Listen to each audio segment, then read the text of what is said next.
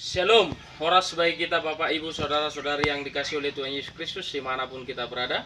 Selamat pagi, salam sehat. Berjumpa kembali dengan saya dalam acara Jepek Alai Maripola. Sebelum saya menyampaikan firman Tuhan, terlebih dahulu kita berdoa. Bapa di dalam surga, kami bersyukur buat kasih karena Tuhan yang menyertai kami. Kami mau mendengarkan firman-Mu, berfirmanlah Engkau Tuhan, kami telah siap mendengarkannya.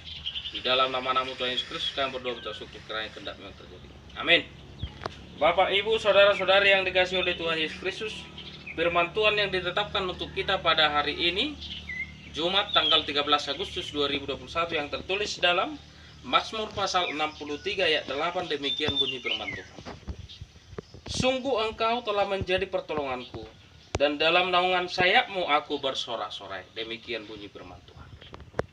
Bapak, Ibu, Saudara-saudari yang dikasih oleh Tuhan Yesus Kristus, ketika kita mengalami pergumulan, persoalan, problema di dalam hidup kita, siapakah yang kita cari?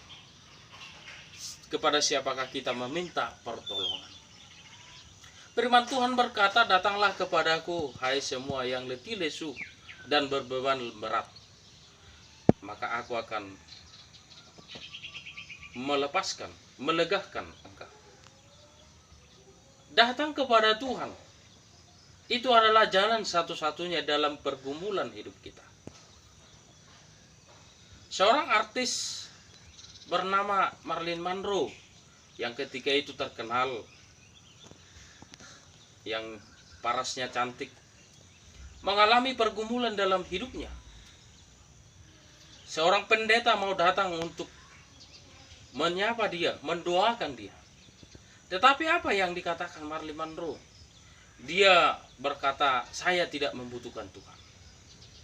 Setelah dia mengatakan demikian, maka dia 1 minggu lagi meninggal dunia.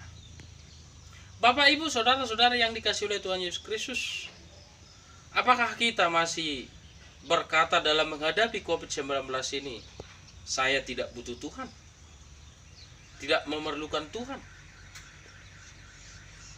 Sebenarnya dalam menghadapi pergumulan, dalam persoalan, problema, masalah dalam hidup kita, kita akan selalu berkata, harus berkata bahwa Tuhanlah pertolongan kita.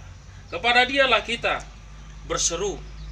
Karena firman Tuhan berkata, sungguh Engkau telah menjadi pertolonganku, dan dalam naungan sayap-Mu aku bersorak-sorai.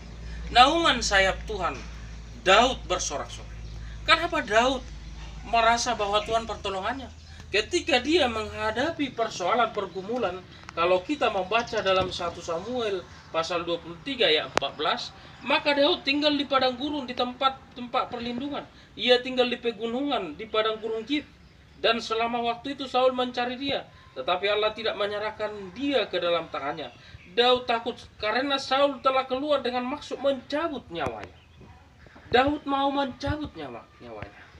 Namun Tuhan menolong dia di dalam kesepian di padang gurun. Hanya kepada Tuhanlah pertolongan. Naungan sayapnya melindungi dia. Demikian juga kita Bapak Ibu. Hanya kepada Tuhanlah kita meminta pertolongan dalam hidup kita. Apapun yang kita hadapi, pergumulan, persoalan, problema, carilah Tuhan. Datanglah kepada Tuhan. Berdoalah kepada Tuhan. Tuhan itu aktif, bukan pasif. Dia melihat, menyelidiki apa yang menjadi persoalan hidup kita. Rajinlah membaca firman Tuhan, mendengarkan firman Tuhan, merenungkan, melakukannya di dalam hidup kita.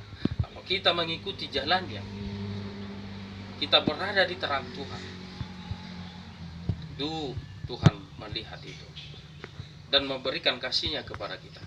Untuk itu Bapak, Ibu, Saudara-saudari, pertolongan kita hanya daripada Tuhan. Menciptakan langit dan bumi, Dialah yang menjadi kekuatan kita. Manapun kita berada, apapun yang kita lakukan, mintalah pertolongan kepada Tuhan, supaya Tuhan ikut turut campur dalam setiap aktivitas kita. Tuhan Yesus memberkati kita berdoa. Bapa di dalam surga, kami bersyukur buat firman-Mu yang telah kami dengarkan. Biarlah firman-Mu Tuhan berakar, bertumbuh dalam hidup kami. Hanya Engkaulah pertolongan kami. Engkaulah lindungan sayap kami. Kuatkan kami Tuhan, di dalam nama anakmu Tuhan Yesus Kristus kami berdoa bersyukur. Kiranya kehendak yang terjadi. Amin.